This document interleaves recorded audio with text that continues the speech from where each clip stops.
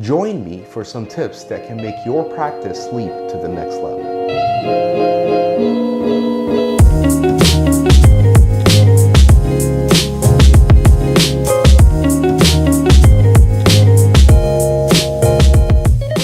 Hello everyone. I've received great feedback from fellow dentists and industry partners regarding my last few articles. Some of them suggested that I do video content to make it more appealing and easier to digest by busy professionals. Imagine driving your favorite vehicle down the road without any gauges. No speedometer, no tachometer, no fuel gauge, nothing. That's insane, isn't it?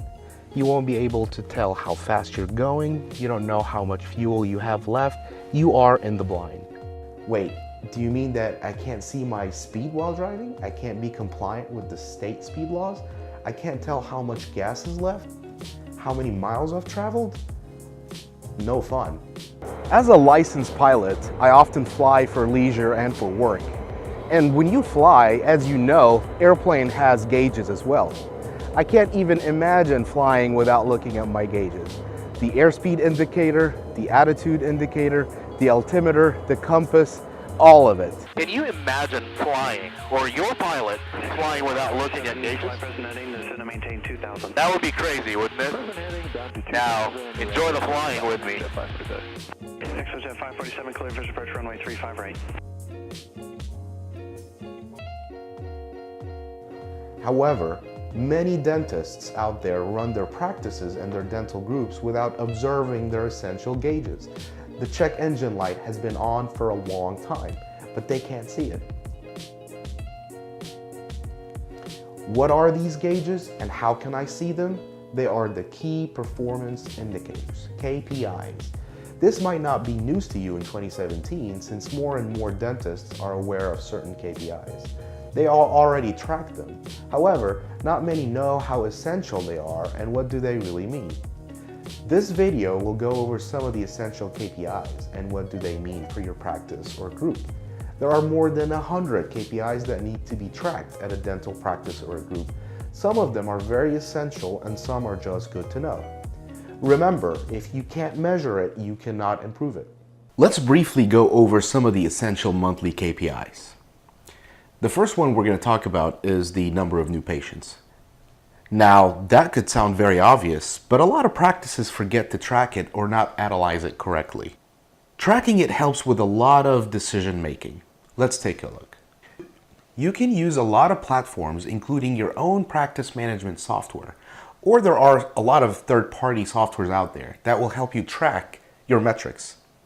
The easiest and simplest form is Excel.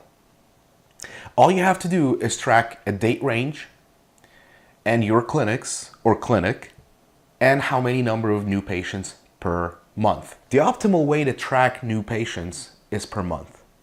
In this case, you see clinic 1, clinic 2, clinic 3, and how many patients per month.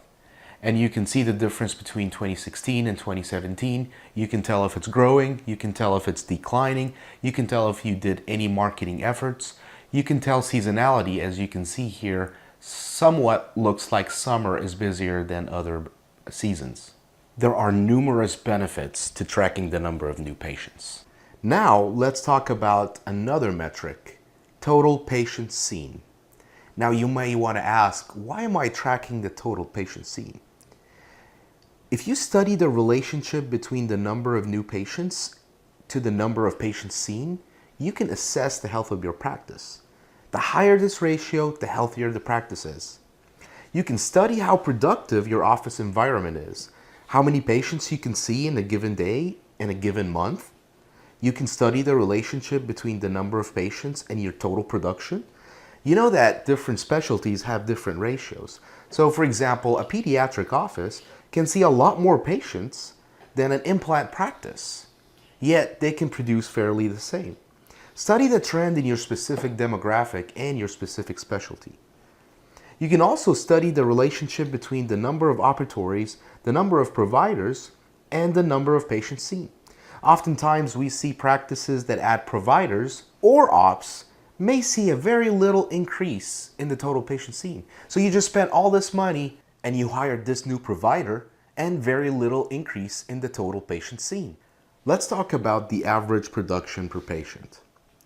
Tracking it helps to recognize trends in your productivity per patient with different seasons, different demographics, geographics, and psychographics. You know that some patients have a lot more hygiene work that needs to be done. Some patients have a lot more treatment that needs to be done. It's different. It also recognizes trends in each of your associates' productivity. You know that some associates prefer to do everything in one sitting. Some associates prefer to do one quadrant at a time. They don't want the patient to feel overwhelmed from the first visit.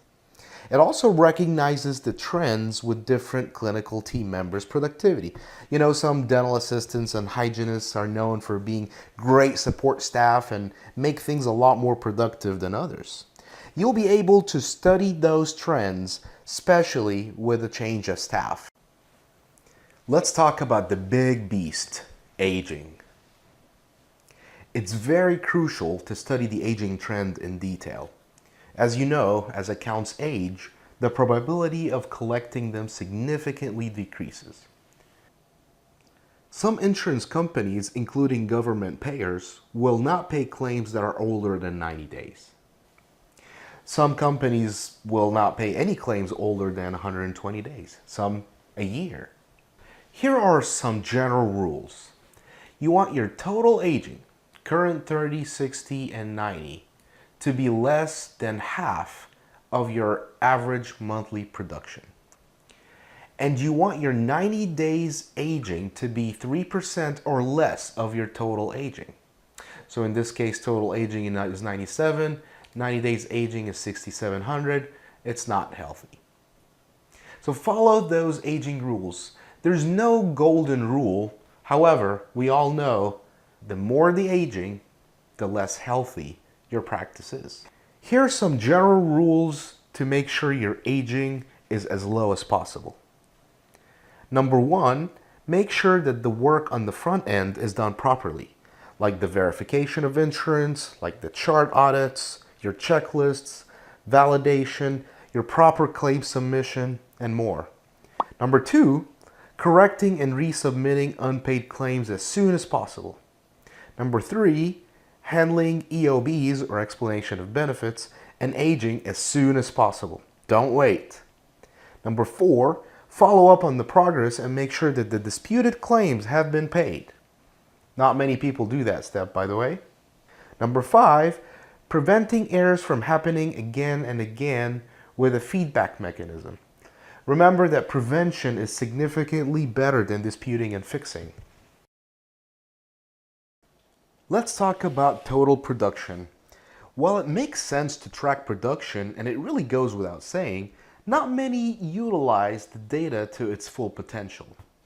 Tracking production gives you a good idea of the seasonal trends, growth trends, operational effectiveness, and also relationships with other operational factors like the number of providers or the number of support staff. Production should be split into treatment and hygiene for further clarity. As you may know, production is just monopoly money. Not many entities care about what your practice management software said you have produced. It's all about what hits your bank account that counts towards your worth. In other words, what you filed your tax returns based on. Always make sure that the collections numbers match what was deposited in your bank account. Collections percentage. As you know, production is just monopoly money. It's a promise to pay. It's always about collections, but collections is a factor of production. You want that production number to be accurate. So you're tracking collections in relationship to production. And that's why we look at collections to production percentage. Now, a healthy number is 96% or above. You always want to stay in that range. Now, let's take a look at this example. We're evaluating Clinic 3 in a given time period, January through June. So this is the collections line and this is the production line. All you really have to do is divide collections by production to get a percentage. If that percentage is 96 or above, you know your clinic's healthy. But we don't really look at it by month. You want to look at it at a longer time span, like a quarter or semi-annual or a year. Now, yes, a month is important, but it's not really an indication of how healthy your billing department is.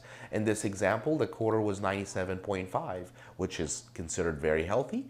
And in this example is 96.5, which is also considered healthy, even though 1 month was only 87%.